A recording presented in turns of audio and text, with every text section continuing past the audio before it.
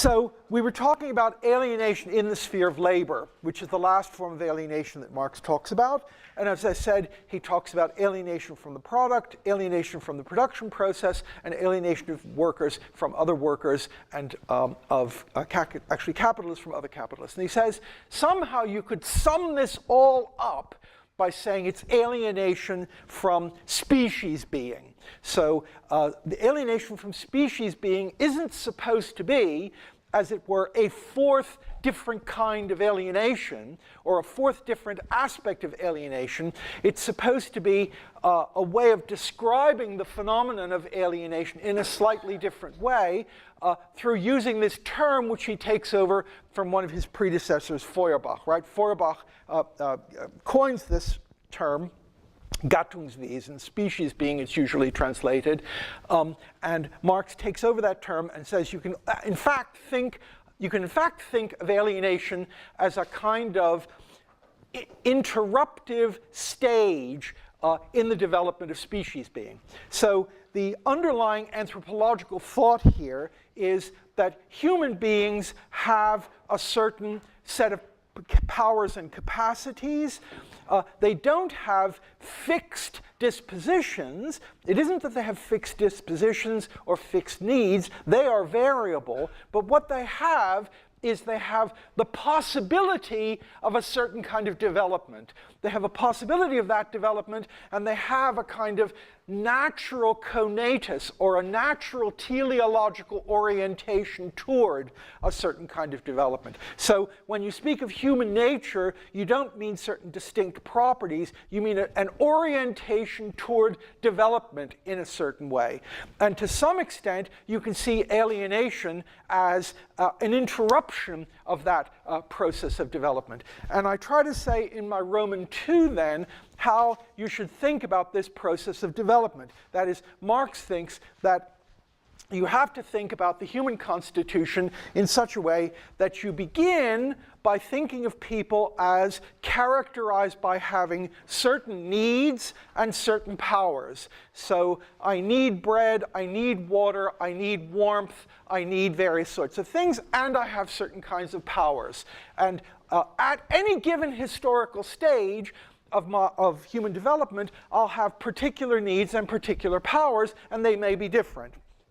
Then second, you can see that this relation between powers and needs is oriented toward action. That is, I don't just have powers and needs, I'm constantly attempting to use my powers to satisfy my needs. The two of them are in relation to each other. I have a need for water, I have a power to get to the river. I have a need for food, I have a power to scrape the ground. So the powers and the needs are somehow connected with each other, sometimes more naturally, sometimes more harmoniously, sometimes less harmoniously, but they must always be seen in relation to each other. And the central fact about them is that the powers are there to be exercised. So when I move to go to the river, I exercise my power of motion, and I exercise that power in order to satisfy my need for water. So under healthy conditions,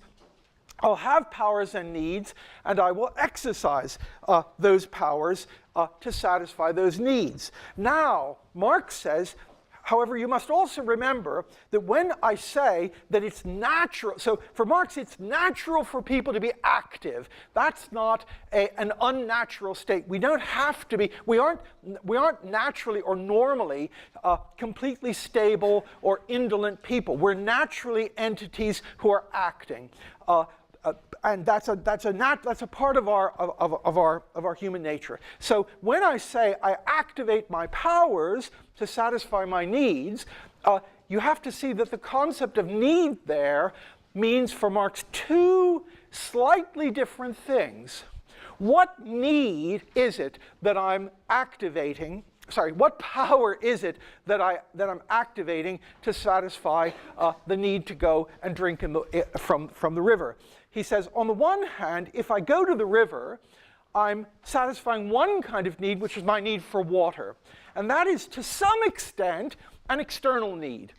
Because I need the water's outside me. So I exercise my power to satisfy my need, and in one sense the need might be something outside me. But on the other hand, and this is in a way more important for him, in exercising my power to get to the river, I'm not just doing something to satisfy the external need for water.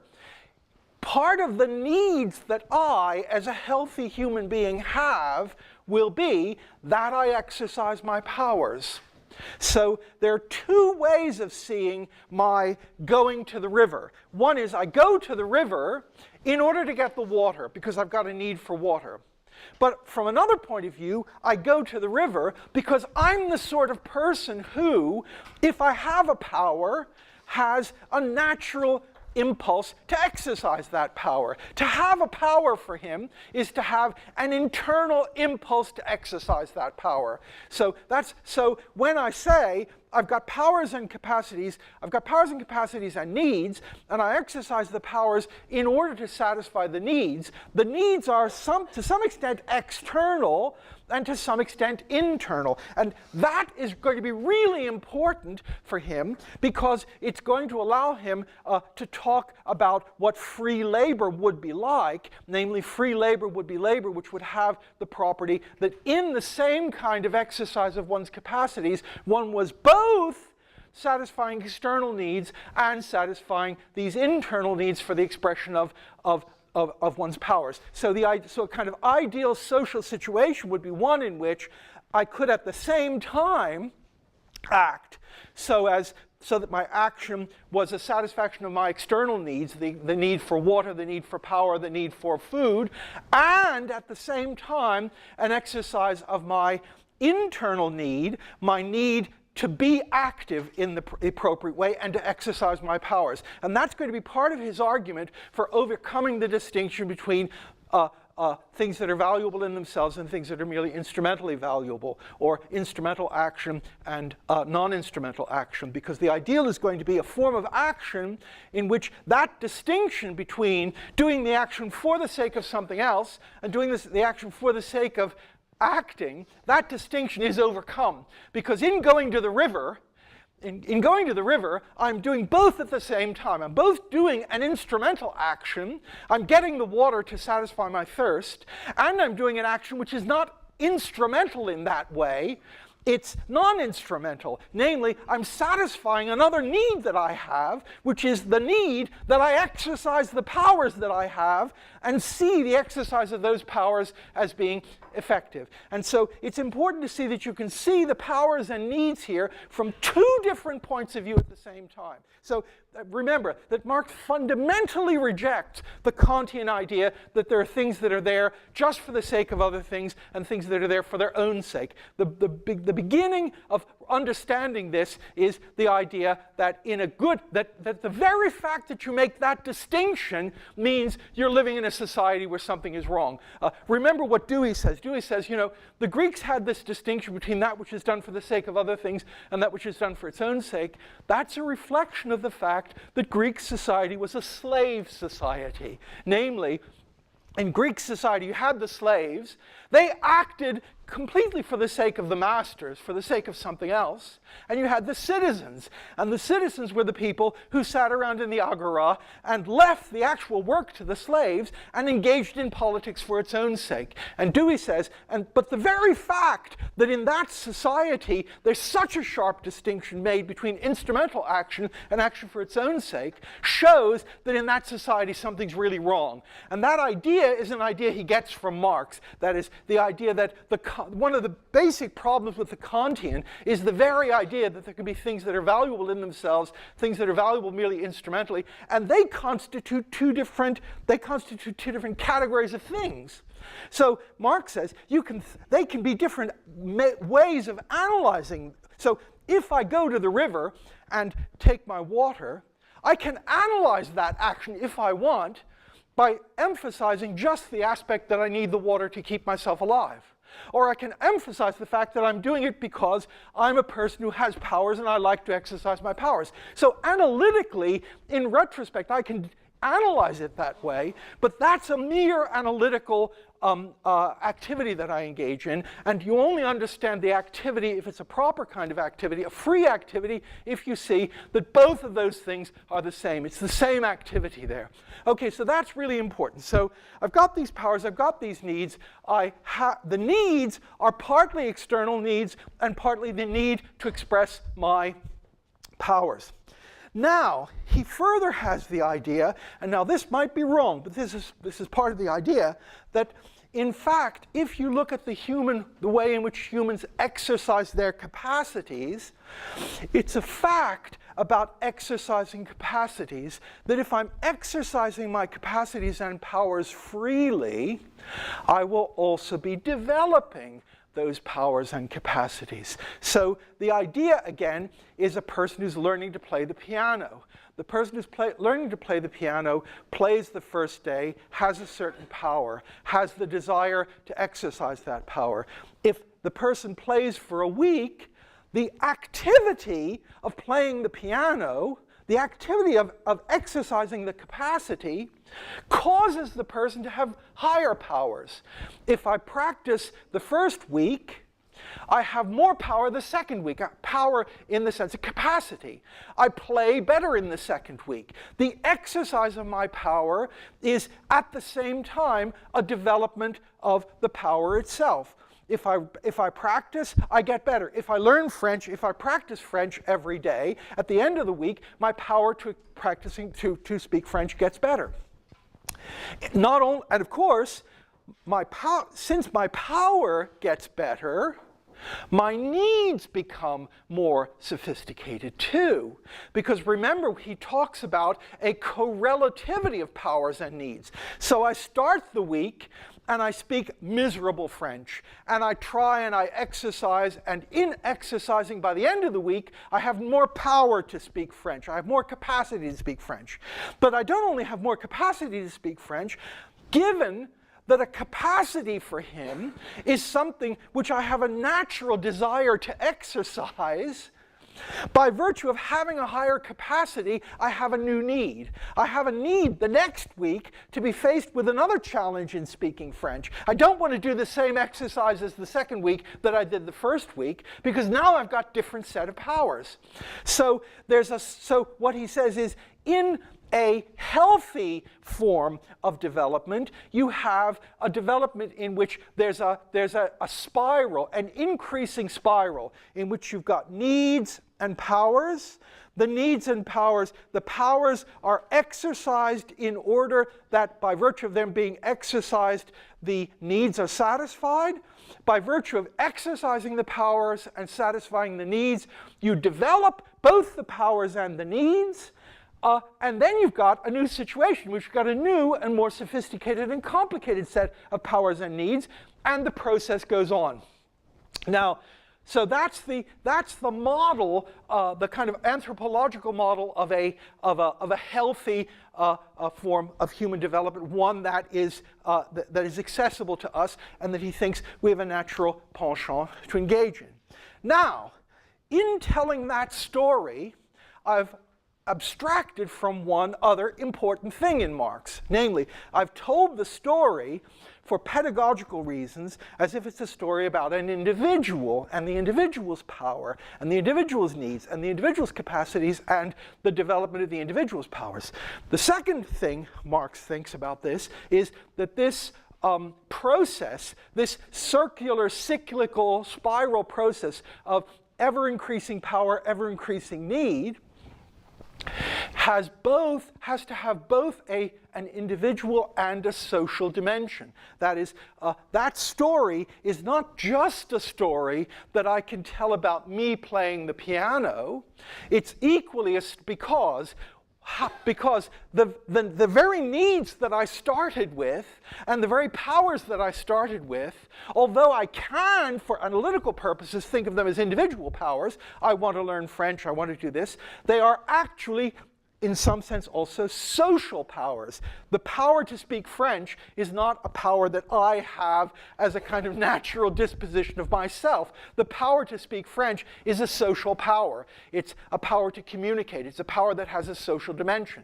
And similarly, needs have this social dimension. So just as I can tell the story that somehow during the week, as I speak French, I want to speak French better, so also you can tell the story about how at Cambridge we organize the teaching of French. And in organizing the teaching of French, we try that out the first year. And as the result of doing it the first year, we get better at it the second year, and etc. So there's an individual and there's a social dimension to all of these processes. You can tell the story as stories about individuals and stories about society. Now, and Marx also thinks, and this is part of his concept, so his conception of species being is the conception of an entity in which those individual and social powers are correlative and connected to each other. I'm a species being means I'm an entity who is not a sort of freestanding agent with the powers that I have, but an entity whose powers are inherently connected with social powers. So the ideal situation is not just a situation in which there's a spiral for me, but it's a situation in which there's a social spiral too, whereby the society exercises its powers to satisfy its needs, and by virtue of exercising those powers, it develops those powers and those needs, and you get things like that. So Engels famously says, before the development of the railroads, we didn't really need the railroads. Now, at the end of the 19th century, we need the railroads. So the idea is British society at the beginning of the 19th century has certain powers. The society as a whole can be thought of as having powers and having needs. And it activates those powers to do various things. And in activating those powers, it develops those powers. Now, that's a complicated story that someone invents a machine that will do this, et cetera, et cetera. And first of all, the machine is just a toy. But in exercising those powers, you actually develop railways. And railways are then powers that allow you to satisfy your needs. But once the railway system gets developed, the development of the railway system itself turns into something which becomes a need, a social need. By the end of the 19th century, you have to have regulation of the railways. The railways become a necessity. So the story is a story of the circular and a spiral increasing development of powers, needs, capacities in the individual and in society, and ideally, the two of them correlative with each other. So at the beginning of the 19th century, I don't have the power to travel from London to Birmingham in the course of one day, because the railways don't exist yet. At the end of the 19th century, the society has the power to move things from London to Birmingham during the course of one day, and I have the power to move from Birmingham to London or vice versa in the course of one day. So that's the second dimension of Gattungswesen, of species being. So species being, you've got this notion of circularly related powers and capacities developing themselves, both on an individual and on a social level. And as you know, those of you all know, what he's going to say is, what happens in capitalism is a certain kind of décalage, a certain kind of getting out of kilter of the social development of powers and the individual development of powers. So the notion of species being is, as the social powers increase, my personal powers increase. What happens in industrialization is, as the social powers increase, they increase at the price of a diminution of my personal powers. So the idea is the cobbler in his workplace develops his powers. If the cobblers together in the village develop their powers, they develop both their individual powers and their collective powers. What happens in industrialization is you put a lot of people in the mill.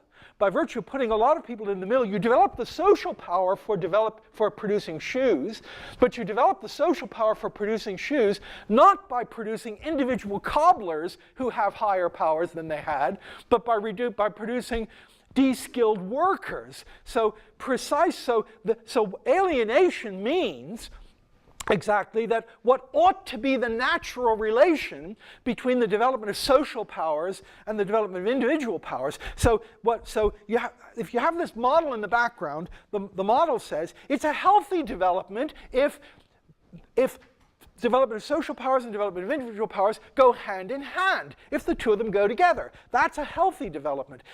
Alienation refers in one of its dimensions to the fact that the development of social powers doesn't go hand in hand with the development of the appropriate individual powers. Rather, the development of the social powers is purchased at the cost of a de-skilling of the individual worker. So the individual cobbler has more skill than the operative in a factory in the 19th century. But so in the 19th century, the cobblers in the city can produce X amount of shoes, but each individual cobbler can produce a lot of nice shoes. In the 19th century, you have a factory that can produce many, many more shoes, but no individual person in the factory anymore has appropriated that social power as an individual power. Rather, it's the case that the development of those social powers has been at the cost of the development of the individual powers. And that's one of the real aspects of alienation for Marx. And if you have a longer historical perspective on this, he might say, yes, this alienation is a necessary historical process. We couldn't have had progress without it. But from the fact that from the fact that it's a phase with which we have to go through in order to develop powers in a particular way, it doesn't follow that it's the final phase of this. And if you look at human history, you can see that the spiral that I've described, which is the spiral of development of powers, is the final matrix within which all of this stands. And so that's the thing you have to keep in mind. So the first idea is the one I've talked about, powers and capacities. The second idea is the idea of somehow the social and individual powers. You always have to think for Marx about how social and individual powers and needs are related to each other. What's the relation between the powers of society and the powers of the individual? The needs of society and the needs of the individual. And if they get too far apart, that's a really bad thing. The third aspect of this, the third aspect of what he calls species being, is that this process is not just, as he would say, naturwüchsig. It's not just a natural as you know, the term nature is completely laden. It can either mean material nature as opposed to human nature, or it can mean natural as opposed to artificial. So be really careful making any arguments about the natural in Marx. But somehow his idea is this process that goes on can become an increasingly conscious and intentional process. That is, it's part of who we are as human beings, not just that we develop our powers and capacities, and not just that the development of our collective powers can be connected with the development of our individual powers, but it's also part of what we are as human beings, that we can see that process as an intentional process, at least at a certain level of development of our forces. It's possible for us to take control of this process, so that this process doesn't simply go on as a process in nature, but it goes on as a process which we have taken control of. So we don't just, it isn't just that you go home and practice the piano and someone else goes home and practices the violin. It's that the pianist and the violinist together get intentional control of, so you want to play the violin, so you want to play the piano, we're going to play a duet. You're going to play the piano, I'm going to play the flute. It isn't just that you go home and you practice and you get better, and I go home and I practice and I get better, and then somehow we meet, I'm walking down the street, I run into you. Rather, we can consciously get control of the process of developing these powers, because we can get together, we can discuss how we want to practice. I can tell you what sorts of things I think you need to practice. You can tell me what sorts of things I need to practice. So the development of the process itself is not just a kind of natural spiral that exists, but it's something that's potentially intentional. It's something that so that it's possible eventually for us as human beings to see this whole process as a process we have done. It's something we have done. It isn't just something that has happened. So Marx's idea is, yes, at the beginning, this whole process may take place without people being aware of it. Here we are, lying in some primitive place. I need water. I go to the well. Then the next day, you go to the well. Then we organize going to the well so that we don't just do it independently of each other. But still, that's, as it were, a dark. The process is still natural at that point. But now, at the level of development of forces of production that we've reached, it's possible not just for us to let this process go on, but it's possible for us to take control of it and shape it consciously and intentionally. So we don't just let people discover things. We have universities. And the point of the universities is, one of the points of the universities is to make deliberate the process of structuring what kind of technology we want to develop. So originally people just develop things, they find things out, it happens spontaneously. Then we have universities, and universities can be seen. Now, maybe they don't do a very good job at it. Well, they clearly don't do a very good job at it. But the idea is that this is part of human nature too. Part of human nature is that we want to get collective control, collective conscious control over the process of the development of our needs and the development of our capacities. And that intentionality is an important part of this. Okay, so notice it's really important to see that Marx is an anti-ascetic. That is, he will have no truck with back to nature, the simple life, Rousseau, the noble savage. He says again and again that a rich human being is a human being who is rich in powers and needs. So for him, a rich person, a rich life is a life in which I need more things. He says in a famous passage, if I'm a hunter and gatherer, my only need is for some sustenance. But if I'm a 19th century gourmet, my need is for I don't know, canard à l'orange or whatever is your, I need my, no, but what he says is that need is a more sophisticated, it's a sign that it's a better society. So I say this because this is the opposite of a certain strand that got established in the 20th century, which talks about false needs and the development of false needs, and contemporary society is generating in people false needs. That might be true, but that's a real deviation from Marx's central idea. For Marx's central idea is needs aren't themselves, as it were. There's an old discourse, as you know, that starts with Sallust, right? People in the end of the Roman Empire think a lot about what happens to the Roman, people in the Roman Republic, people at the end of the Roman Republic and then in the Empire think a lot about what happened to Rome, right? So Sallust, this Roman historian, talks about, you know, the old, and there's this natural tendency that they have, these aristocrats have, to project great virtues into the past. And so Sallust says, oh, the old Romans, they were really rugged, robust, pious farmers. They were frugal. You know, they never ate bread. They just had porridge. They didn't have these really sophisticated things like bread. They just had porridge, and they ate a bunch of grapes. They didn't have the Sicilian cookbook, and they were really robust, and they were really the good people. And what's happened to us is that we've developed too many and too sophisticated needs. We've become luxurious, and that's led to a kind of moral decadence. So there's this ancient story about rude, crude, you know, the days when men were men and women were women, and porridge was porridge, and, you know, you didn't want anything really fancy, you just wanted good, you know, ein deftiges Essen, you know, potatoes, and wherever you happen to be, potatoes or whatever it is. And then there's corruption, and then sophistication means corruption.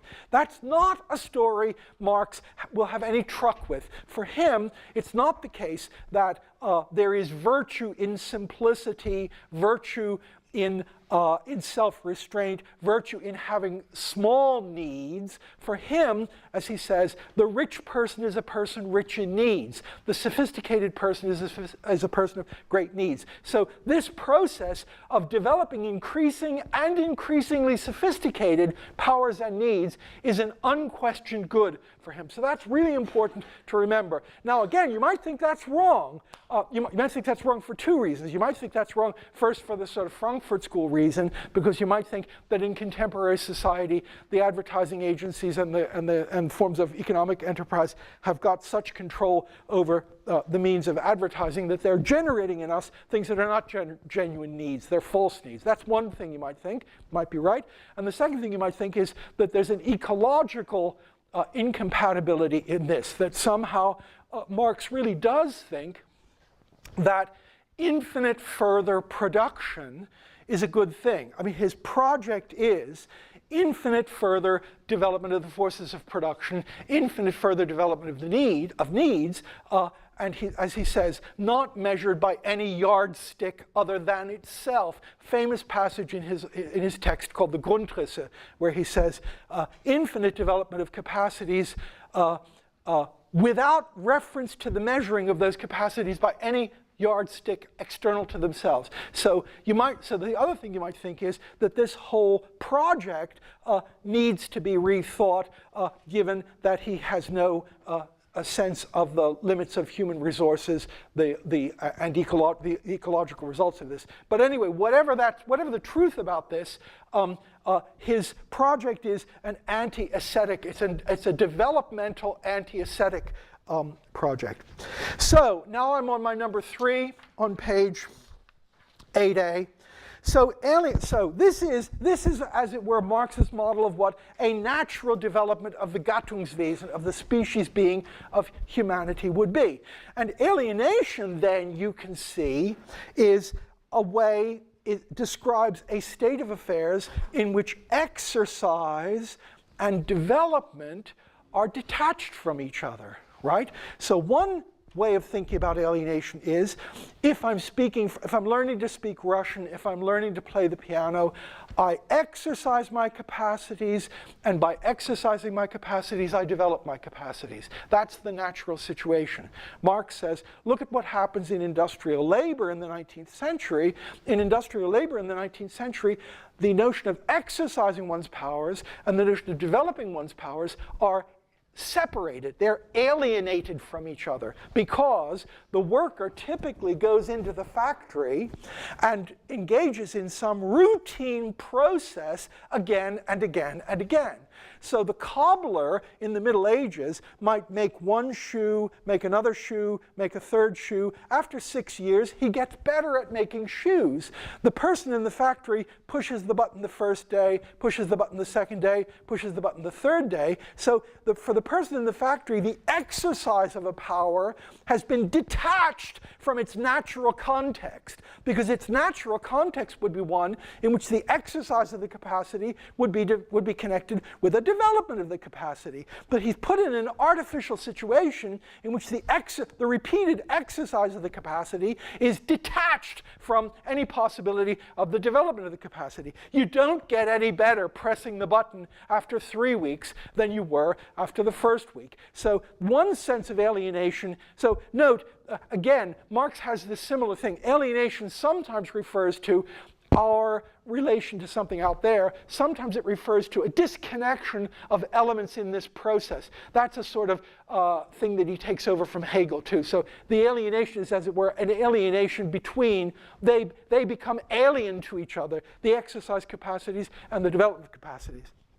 Second thing is the second way of thinking about alienation in this project is the thing I just talked about, namely the separation of individual and social. That in the 19th century, you get a development of the social powers that's bought at the cost of a retrogression of the individual powers. And of course, the third aspect of this is the aspect that refers to my third. So I said there were 3 things. There was exercise of powers and capacities, there was individual and social powers, and there was consciousness. And now alienation can be seen as a separation on all three of those levels. First, the exercise of the power is disconnected from the development of the power. Second, the exercise of the social power is disconnected from the exercise of the individual power. And the third thing is the whole invisible hand argument. That is the idea that the goal of this process should be that the process itself becomes more transparent and more conscious to us. So the natural way of development is a development in which we don't just let these things happen, we don't just let the development of our powers and capacities happen. We don't just experience it as something comes upon us or happens, but we make it conscious. We make ourselves conscious members of the species being, and that means we take control of the development of our powers and capacities. We do it intentionally, and what he says is the whole set of invisible hand arguments on which traditional economics is based is incompatible with that, because what it says is, no, the common good, the development of powers and capacities, will take place through an invisible hand. But the property of the invisible hand is the invisible hand is invisible. But to say the invisible hand is invisible is precisely to say we don't see the result as the conscious result of something that we've chosen. So on all three of those dimensions, those phenomena are the central phenomena that he thinks are characteristic of what he calls alienation. Okay, now I'm going to shift slightly. Another way you can describe this idealized spiral that he describes is you can describe it through another kind of terminology, which is the terminology of freedom. That is, Marx sometimes talks about this, what I've called the development of species being. He sometimes talks about it as a development of freedom. And so I'd like to talk a little bit about the concept of freedom and why that's important. Now, the first thing to see, I've already said one thing about Marx, which is that freedom is, like all of his concepts, not a dichotomous concept. It's not free or not free. It's a question of degrees and different dimensions. So I'll leave that aside. Second thing is, you must break the hold over your minds of the Kantian idea that freedom and necessity are opposites. All of these Kantian dichotomies are things that Marx wants to do away with. He doesn't believe in a distinction between things that are absolutely good in themselves and things that are instrumentally good. He also doesn't believe there's an absolute distinction between that which is free and that which is necessary. Rather, for Marx, the opposite of free is not necessary because he thinks there are two kinds of necessity. Namely, he thinks there's external necessity and there's internal necessity. External necessity, let me take the example that I gave at the beginning. I'm thirsty and I go to the river to get myself some water. Now he would say, there's a certain way in which I can describe a kind of external necessity there. The external necessity is, I need this water, which is over there, and I need to go and get it. So there's a kind of external necessity there. And then he says, and it's true that there is a kind of tension between acting free, thinking of something as a free action, and thinking of something as an action under external necessity. That's true.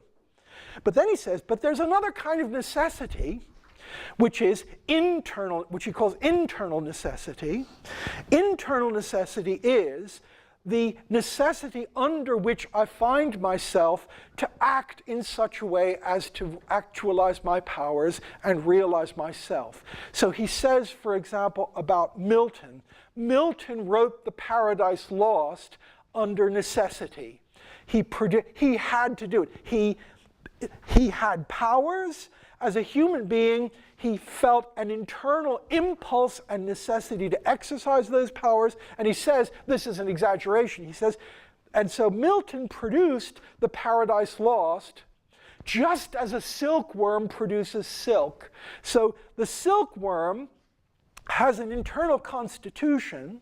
That internal constitution, if you don't Now, not every silkworm produces silk. You can kill the silkworms off. You can prevent them from doing it. But if you let the silkworm alone, if you get propitious circumstances for the silkworm doesn't have to be coerced into producing silk. You don't have to go and cajole the silkworm to produce silk. You don't have to go and flatter it. You don't have to offer it incentives to produce the silk. If it's a silkworm, that's what it does. Marx says it's working out of an internal necessity.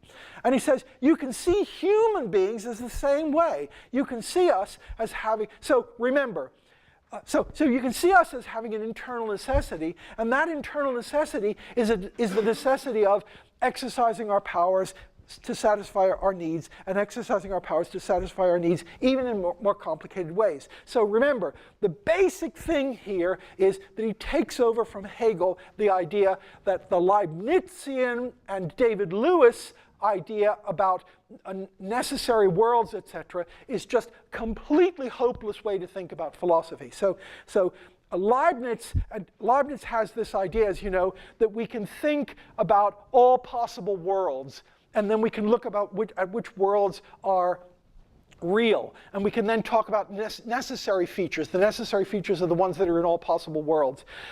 And that's a Leibnizian idea, which David Lewis, of course, takes over. Now, Hegel is dead against that. Hegel says, Leibniz speaks as if God, when Leibniz says this is the best of all possible worlds, he speaks as if God were a little merchant who went into the marketplace and he looked at which were the best apples and he looked at other possible apples.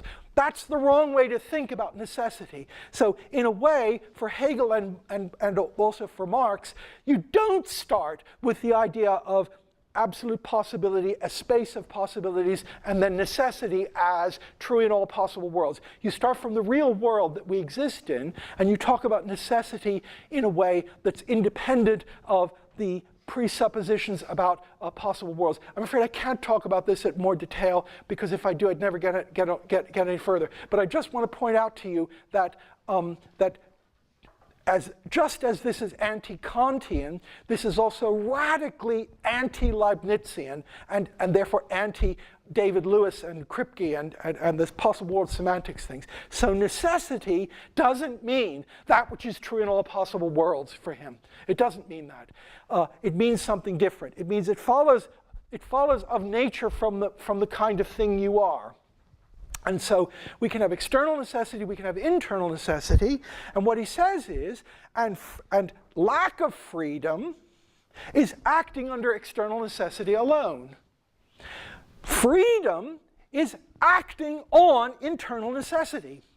Milton was both maximally free and working under maximal necessity when he wrote Paradise Lost, because he was not working under any external, this might be wrong, but he wasn't working under any external necessity. No one came up to him and held a pistol to his head and said, do it or I'll shoot you. There was no external necessity. He was completely free.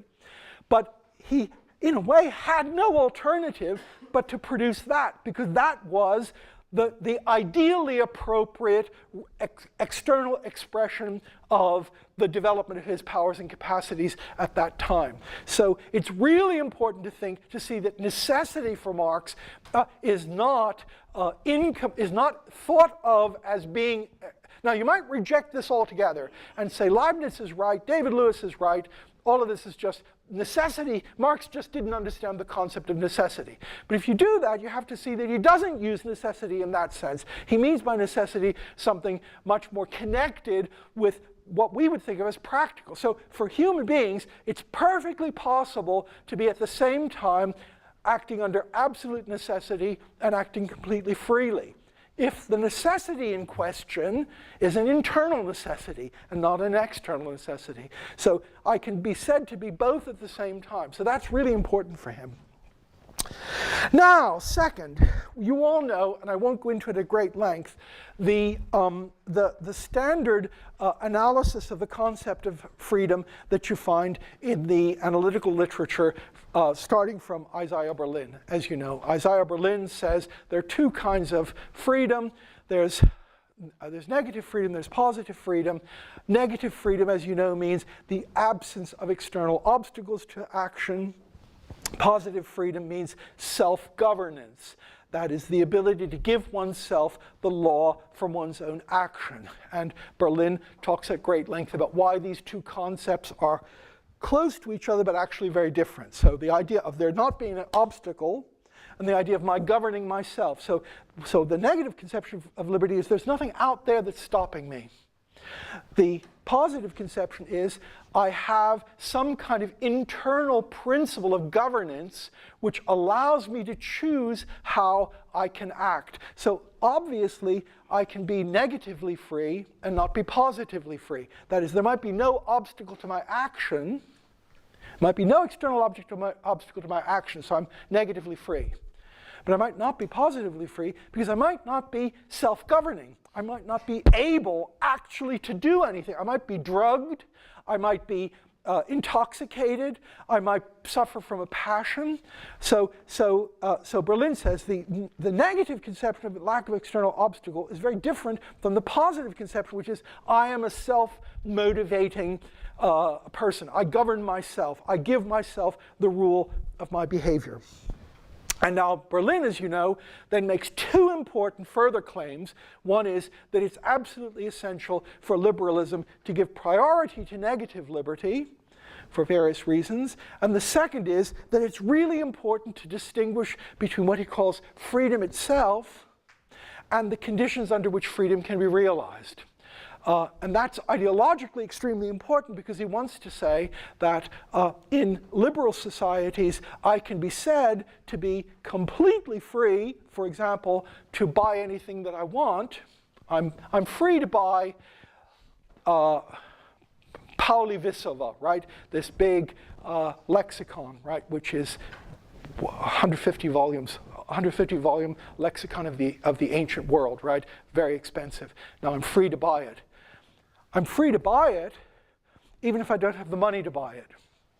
Because, Berlin says, I'm free to buy it means there's no external obstacle to my buying it. So I'm free to, I would be, so suppose I had my ideal. What I'd love to do is buy Google and destroy it. You know, I'd love to destroy. My deepest desire is to destroy the internet. That's what I'd really like to do. And now Berlin would say, well, Raymond, you're free to destroy the internet. No one will stop you. You could, in principle, buy it all up.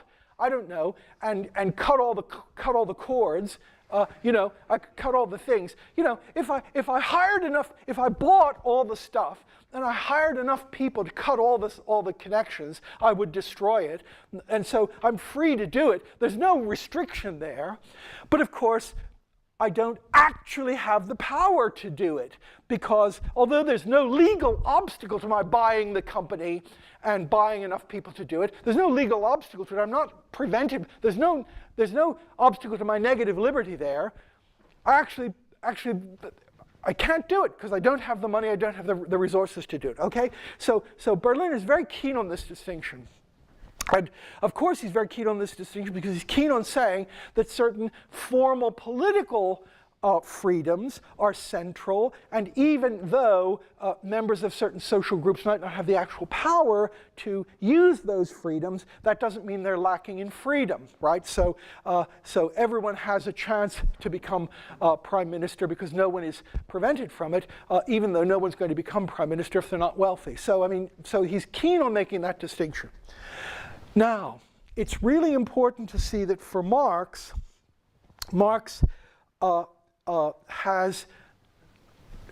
has a third concept of freedom, which is completely different from both of those. It's not negative freedom. It's not the absence of obstacles. It's not the Kantian freedom or the Stoic freedom that I am myself an agent, and qua agent, I'm capable of giving myself a rule of action.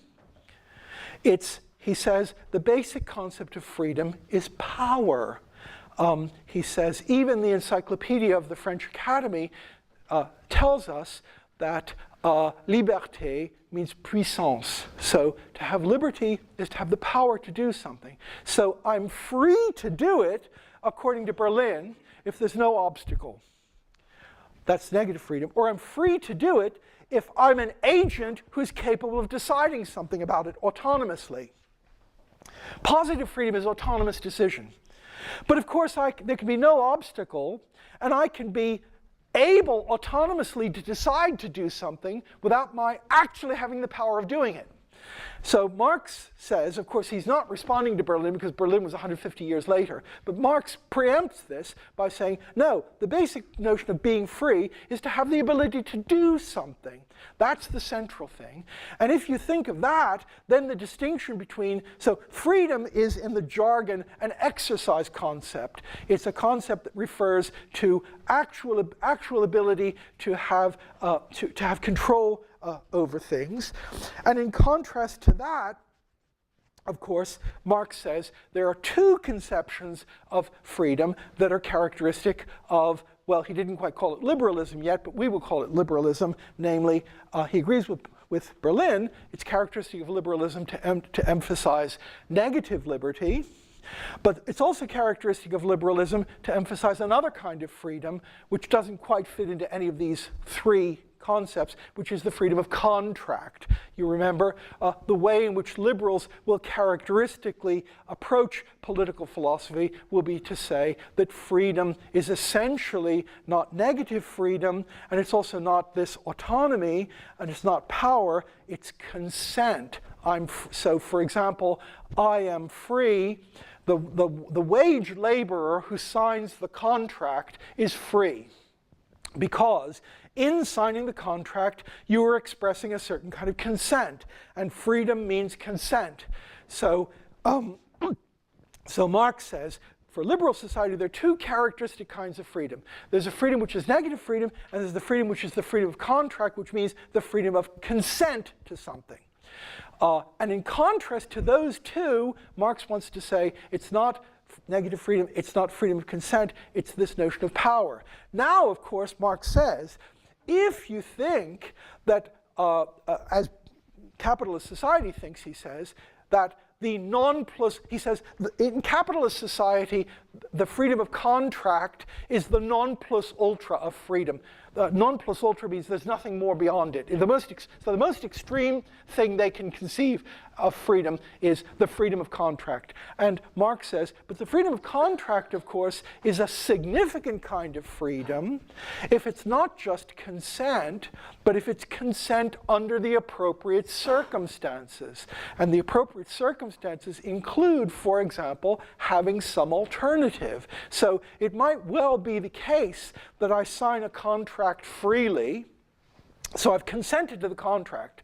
So the person who owns the factory might say, okay, yes, you have no control over the production process. You come in, you work under my terms, but you're completely free in doing that, because you can either do it or you don't have to do it, and you've freely signed a contract. I didn't force you to sign this contract. It's free. And so Marx would say, now, in saying that, what the capitalist is saying is freedom consists in your having consented to that. And it's true, you have consented to that. But from the fact that you've consented to that, it doesn't mean you've done it freely, because you've consented to that under a situation in which you have only two choices. Either work on conditions like this or starve. Now the capitalist will say, well, no, you have another choice. You can work for someone else. So you don't have to work for me, you can work with someone else.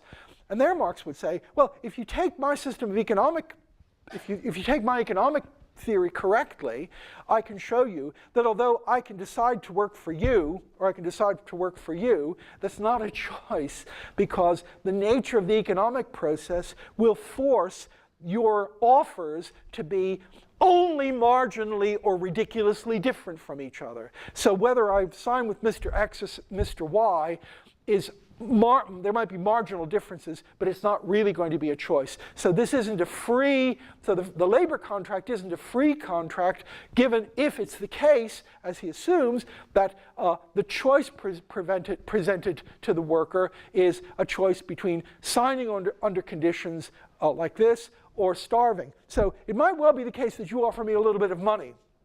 But if you've got the same productive processes, I'm not going to have any more control over my work with you than I am with you. I don't have a choice in those circumstances. So Marx is not saying that consent is unimportant, but he's saying that consent, as he says, consent is not. The capitalist, the liberal thinks consent is the non plus ultra. It's the final thing. And what he wants to say is consent is important, but it's not the final thing. There are other things that are more important, and even the notion of consent must be seen in its context. Consent to what, under what circumstances. Now, he then also has, I'll just say one more thing, he has a final thing, which he says there's yet, so we've had 4 concepts of freedom up to now. We've had negative freedom, we've had positive freedom, we've had Marx's notion of freedom of puissance, and then freedom as freedom of contract, consent. And now Marx says, now there is, however, this is one of his jokes, but it's one of his better jokes. Marx says, well, there is one sense in which the worker in a capitalist society is much freer than a peasant in the Middle Ages. Namely, the worker in a capitalist society is free of feudal obligations, but also free of the moral structure which allowed feudalism to have some paternal benefits for him. And most importantly, the worker is free because the worker has been freed from having control over any means of production which he could have used to maintain himself. So a peasant is not free because the peasant stands under feudal obligations. But although the peasant stands under feudal obligations, he has a traditional right to remain on his peasant farm and continue to sustain himself. The worker, Marx says, is free because on the one hand, he doesn't have to ask the Lord. So a lot of peasants have to ask their Lord about marrying, whether they marry or not. So they're and they have to work on the Lord's land, they have to do things. But they have some traditional rights about staying in the farm as long as they're there. So Marx says, yes, the modern worker is free. He's free of the feudal obligations, and he's free of having any property. He's free of having any access to forms of production which will allow him to survive. And that's important because, of course, if he has access to forms of production which allow him to survive, he might not have to sign the wage contract, right? So it's really important. So what's really important for Marx is the certain kind of freedom which he describes as the freedom of the proletariat, which is they have nothing to sell but their labor power. They're not peasants because peasants also have traditional rights and traditional customs which they can rely on. So that's another sense of the concept of freedom. I'll continue this next week. I'm sorry I've gone over a little bit, but I'll stop there.